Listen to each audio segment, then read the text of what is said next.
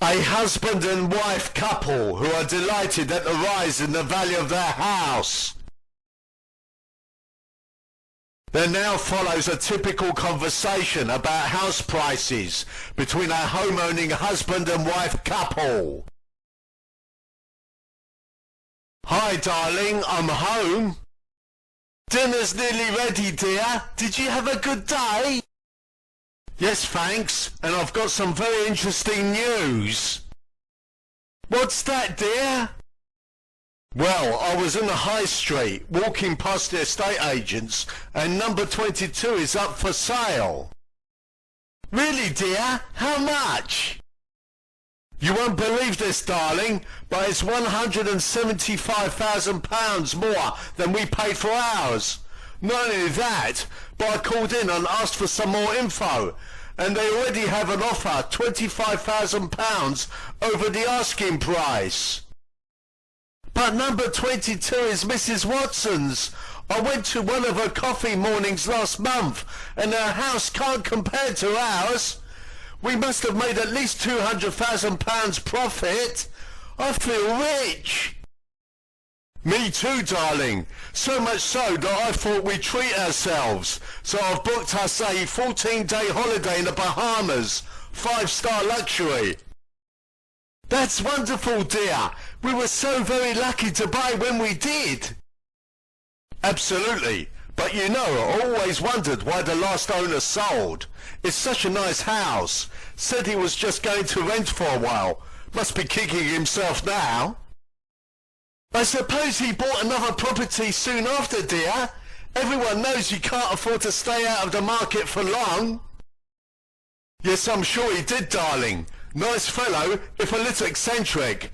I wonder if he bought somewhere nice. Well, whatever he did, good luck to him. He certainly did us a big favour. Wine, dear? Yes, please, darling. Can't remember his name now. A lawyer by the name of Shue. No, not Shue. Shue. Reinhard Shue. Ah, yes, I remember now. Shue. Reinhard Shue. He is the spokesman for the website housepricecrash.co.uk, also known as doommongersareus.co.uk and SDRwhingersandlosers.co.uk. Oh, that is the website where the SDRs whinge and moan about high house prices and are forever kicking themselves for having sold their properties too early, and frustrated at seeing no sign of a property crash occurring, are desperately trying to talk down the property market in the hope of starting a crash. The website has recently thrown in the towel and sold out to a property company, and has now changed strategy and is trying to campaign for more houses to be built as a way to reduce house prices, even though they were saying for years that there was no shortage of supply. That website no longer has any credibility, and its forum is censored and moderated to such an extent that it gives a very distorted and one-sided view of the housing market. Reinhard Shue sold his property in the hope that a property crash would occur soon after he sold his property, which would enable him to get back onto the property ladder quickly and buy a property more cheaply. I really feel sorry for him, because the house he sold to us has gone up by an enormous amount since he sold it.